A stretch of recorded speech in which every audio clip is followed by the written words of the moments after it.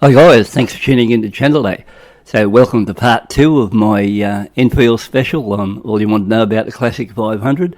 So I've been asked a couple of questions. The first one would be, when did I first get involved with these Enfields? So, we'll get back onto that side there now. So I bought my first Classic 500 back in 2012, and the last one was the trials in 2020. Now, during that time of 8 years, I went through about 15 of them and, had virtually all the models all the way through. Now, the best thing about it in my case was, compared to now when you go and buy one, maybe they're sorted out, maybe they're not. But when I first come into them, going back in those early days, it was not like that, and there were problems coming through the bikes all the time. And there were groups, forums and things like that where you got onto to try to find out what the problem was. And if you could sort it out yourself or whether it'd go back to the dealer. And in the end, I ended up having that much experience with them. I was actually telling the dealer what was wrong with them before he actually knew about it. So that's how far ahead I think, things were at that stage. But, things are a bit different now. So, but that doesn't mean if you come across one you think it's in good condition, that's only done a few kilometres, doesn't mean after you get on that bike and you're going to get out there riding around, you're not going to strike any drum with it all. Because I'd be very surprised if you never, because, the more you ride them, the more you're able to strike any issues. And apart from that, I think it's a good idea if you come to here, if you want to subscribe to the channel. I'm going to put up something like I've worked it out now, roughly 30 clips on this. And that should cover everything what I sort of know about them. And, you'd be a lot wiser then when you get on the bike and ride around. And, you might be able to throw a few comments on each time I put up a clip. So my next one's going to be on spark plugs. And that's an interesting one because I was one of the very first to use those particular plugs going back 10 years ago, like in 2012. So I'm going to do this one, what we're watching now on spark plugs, and give you some good hints there and tell you what problems I had in those early days with it. Now, the other one we're going to do on what part I think are good, well worth Loctite in the bike.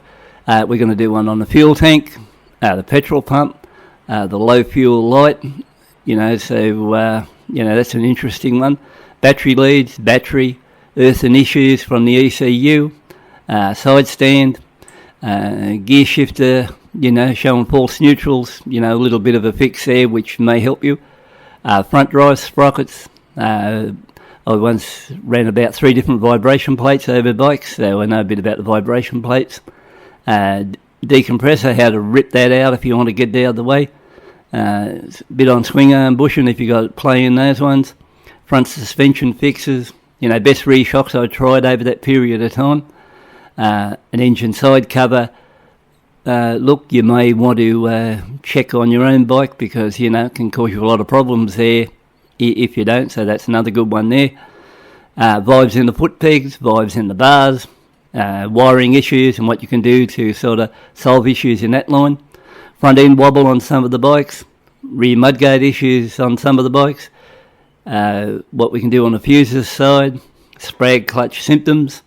And, we could go into sports exhausts and tuners, and there's a couple more, but it'll all round up at about 30. So if that sort of thing appeals to you and you think there's something here that, that you might want to know, by all means sub to the channel because I plan to not drag this on too long. I may be putting them out every 2 or 3 days, something to that effect, when I can put them together, get rid of the information I know on them, and then it might help somebody else, so I don't mind doing that side of it too. And it's not much good sitting in my head doing nothing. It might as well get out there, and if anyone's got an issue, it could help them out.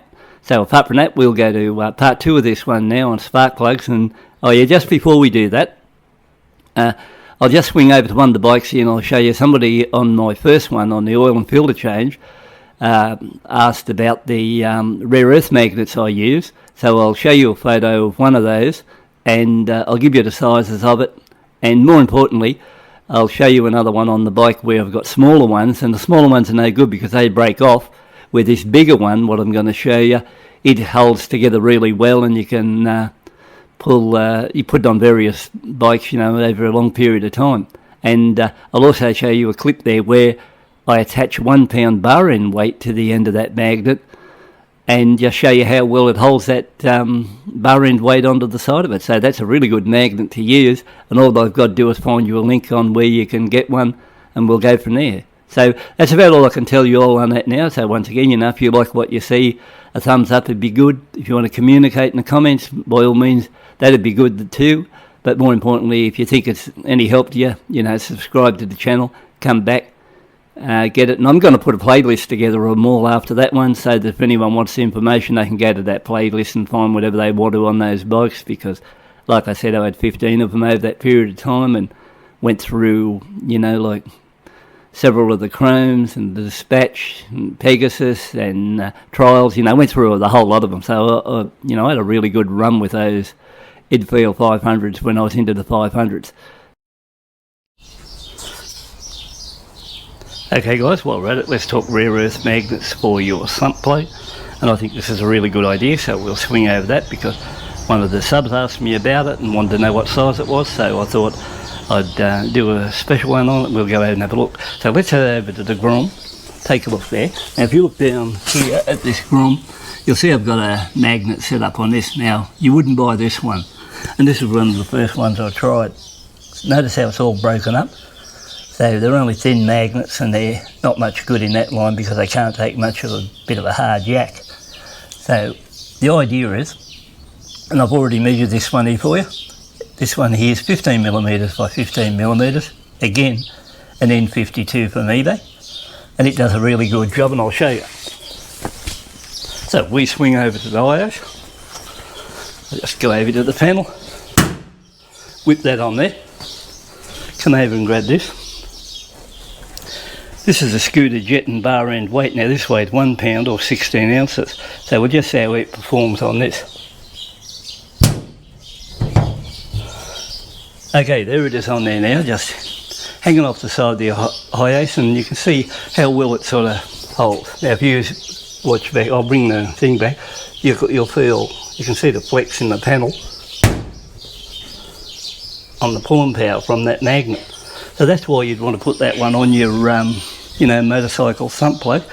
And if you've got a magnetic one there and that extra draw power there, that'll do a really good job, and I've proven it over the last 10 years of using them that they do work really well. Now, it's a little bit late now to carry on and go into the side of doing the spark plug, so I'll bring that out in the next clip. So what I think, if you appreciate what I've done, put together for you on this one, could you give it a thumbs up, leave a comment, and the more people that interact with me clipping that, the more motivation it'll give me to get out there and do those 30 clips on the Classic 500. So once again, thanks for tuning in, take a look, and I'll catch up with you on the next clip, and bye for now.